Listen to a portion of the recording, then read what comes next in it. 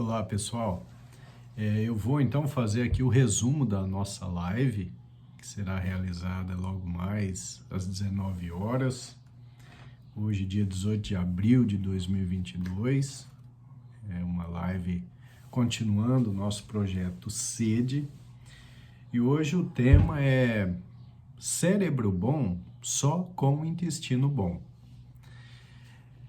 Bom, eu vou discutir basicamente a importância de uma boa saúde intestinal para que haja uma boa saúde cerebral. Da década de 80 para cá, tem surgido muitos trabalhos cada vez mais sofisticados, cada vez mais elaborados, mostrando que o intestino, sim, é o segundo cérebro. E por que isso? Porque há uma conexão bidirecional importantíssima entre o intestino e o cérebro. No passado, nós imaginávamos que só o cérebro tinha influência sobre o intestino e não o contrário. É claro que nós observamos, por exemplo, quando estamos nervosos, estressados, ansiosos, muitas vezes o nosso intestino passa a ficar disfuncional, não é? Mas o contrário também é verdadeiro. A constituição do microbioma intestinal, a qualidade dos micro-organismos existentes no tubo digestivo, tem uma influência importantíssima na função cerebral. Então, esse é o eixo intestino-cérebro, que de uma forma bidimensional busca por um equilíbrio, busca por um ajuste de funções. Então, esse conceito ele é relativamente novo e ele vem crescendo muito no meio científico. O número de estudos que surgem mostrando a importância da saúde intestinal, do microbioma intestinal, para que haja uma boa saúde cerebral, vem aumentando demais. Bom, esse eixo intestino-cérebro, então, ele vai funcionar da seguinte maneira. O nosso intestino, então, ele é composto por um número grande de micro-organismos, em especial por 2 filos de bactérias. Então, nós temos lá as bacteroidetes, que são bactérias que poderíamos dizer bactérias do bem. Essas bacteroidetes, elas são bactérias que melhoram a permeabilidade intestinal, que estão relacionadas à síntese de vitaminas, relacionadas à produção de neurotransmissores importantes para a função cerebral, como a serotonina, o ácido gama-aminobutírico, a dopamina. Então, nós temos que sempre buscar o aumento dessas bactérias do bem. Por outro lado, nós temos um outro filo, que são as firmicutes. As firmicutes são bactérias relacionadas a mudanças ruins no intestino. Então, essas bactérias acabam aumentando a permeabilidade da parede intestinal e isso proporciona inflamação orgânica. E nós sabemos que essa inflamação crônica, que geralmente é subclínica, ou seja, não dá aquela sensação de mal-estar agudo, essa inflamação crônica subclínica, ela é importante para a destruição orgânica de forma gradual e progressiva. Então, por exemplo, nós sabemos hoje que a depressão e a ansiedade têm uma relação fundamental com essa inflamação crônica subclínica. Tudo que nós fazemos que aumenta a inflamação orgânica tende a piorar a parte psíquica, tende a aumentar a ansiedade, aumentar a depressão. Então, o bom equilíbrio intestinal, ele é fundamental. E essas firmicutes acabam produzindo um aumento da permeabilidade da barreira, facilita a absorção dos carboidratos de alto índice glicêmico, e isso é ruim para o nosso organismo. Então, existem esses dois filos, basicamente, as bacteroidetes, que favorecem a nossa saúde, e as firmicutes, que atrapalham. Quando nós temos uma perda desse equilíbrio bacteroidetes e firmicutes, com um aumento muito grande das firmicutes, nós temos a chamada disbiose. Essa disbiose, então, ela vai aumentar a inflamação no nosso organismo e vai piorar múltiplas funções, tá certo?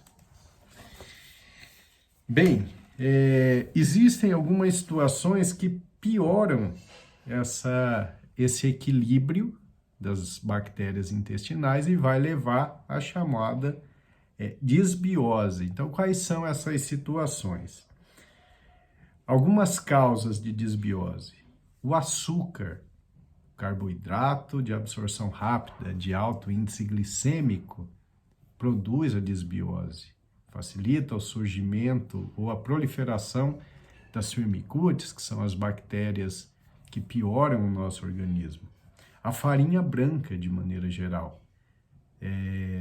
tanto pelo seu alto índice glicêmico, quanto pelos tipos de proteínas que nós temos ali. Então, por exemplo, o glúten é uma substância que atrapalha a barreira intestinal e facilita a absorção de substâncias presentes na luz intestinal, o que vai estimular nosso sistema imunológico e, consequentemente, aumentar a inflamação, né? Então, consumo de farinha branca deve ser reduzido, assim como do açúcar. Consumo excessivo de álcool produz disbiose, com aumento da inflamação crônica subclínica. Consumo de gorduras trans produz disbiose. Gorduras trans estão presentes nos industrializados, nos embutidos, então nós devemos evitar. O tabagismo ele faz com que a gente perca o equilíbrio intestinal. O tabagismo destrói as bacteroidetes, que são as bactérias do bem, e facilitam a proliferação das firmicutes, que são as bactérias relacionadas à disbiose. O sedentarismo é muito ruim. As pessoas que não praticam atividade física, indiretamente também estão produzindo a disbiose. O sono inadequado é um outro fator produtor de disbiose. O estresse crônico, os alimentos que produzem, que têm aditivos, então os alimentos industrializados, eles são realmente muito maléficos para o organismo, por vários motivos. Um deles é que, em decorrência de toda a sua carga de aditivos, conservantes, estabilizantes, eles acabam produzindo a disbiose, produzindo a perda do equilíbrio do microbioma intestinal. E o uso indiscriminado de antibióticos é um grande problema, porque o antibiótico ele acaba destruindo as bactérias ruins que estão produzindo uma doença, mas também acaba por destruir as bactérias do bem. Então, é muito comum, depois do uso do antibiótico, as pessoas desenvolverem uma disbiose intestinal, com aumento da inflamação crônica subclínica. Daí a importância de utilizar antibióticos sempre quando haja realmente uma indicação, então um antibiótico receitado pelo médico. E importante também que, ao terminar o uso desse antibiótico, se faça um restabelecimento do equilíbrio intestinal através do uso de probióticos. Bom, agora que eu falei de tudo que piora o equilíbrio intestinal, que piora o microbioma intestinal, eu vou falar do que melhora. O que melhora a nossa saúde intestinal e, consequentemente, vai melhorar a nossa saúde cerebral. Então, vamos lá. O exercício físico melhora nosso microbioma. Redução do estresse né? Seja através de meditação, contato com a natureza, yoga, enfim. O relaxamento, a sensação de relaxamento é importante para a manutenção do nosso equilíbrio do microbioma. O uso de prebióticos, que são aqueles alimentos que servem como nutrientes para as boas bactérias, para as bacteroidetes. Então aí entra certamente as verduras, legumes, frutas, as gorduras mono e poliinsaturadas, que são as gorduras, por exemplo, do azeite de oliva extra virgem, das oleaginosas, do abacate. O uso de probióticos é fundamental, conforme vimos já em lives anteriores.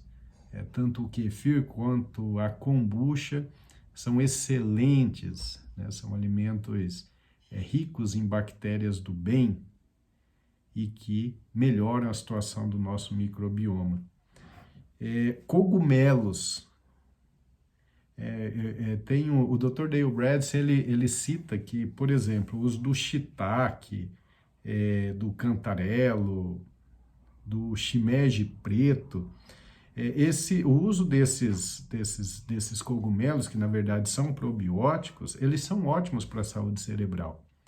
Inclusive, ele cita uma pesquisa no livro O Fim do Alzheimer, que mostrava o seguinte: quando se consome mais que 2 porções de 300 gramas de cogumelos, haveria uma redução do risco em 50% do desenvolvimento de uma situação chamada comprometimento cognitivo leve tipo amnéstico, que é uma situação pré-Alzheimer.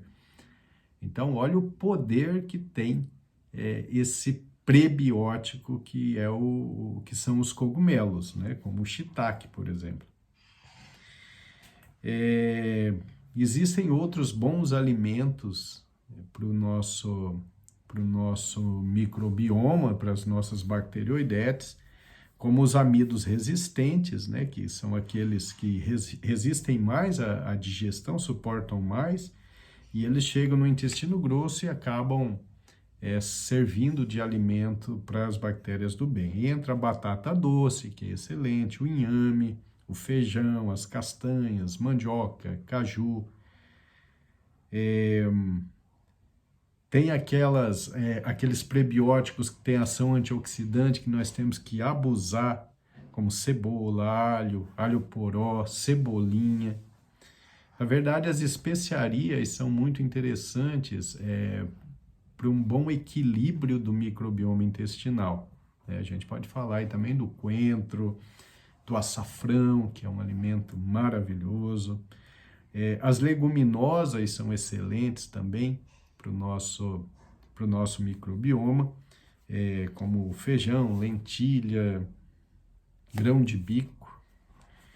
Enfim, isso é fundamental, termos ali um microbioma bem equilibrado, evitarmos a desbiose, porque nós sabemos que múltiplas doenças cerebrais, tanto doenças psíquicas como depressão, transtorno de ansiedade, mas também doenças orgânicas, como doença de Alzheimer, têm uma relação importante, sim, com a saúde intestinal. Então, essa é a tendência, as pesquisas vêm mostrando que essa é a tendência, que todo neurologista se preocupe muito com a saúde intestinal do seu paciente. Essa é a única forma de nós podermos manter um equilíbrio do eixo intestino-cérebro bem equilibrado, com uma boa saúde intestinal e, consequentemente, uma boa saúde cerebral. É isso, gente. Muito obrigado pela atenção de vocês.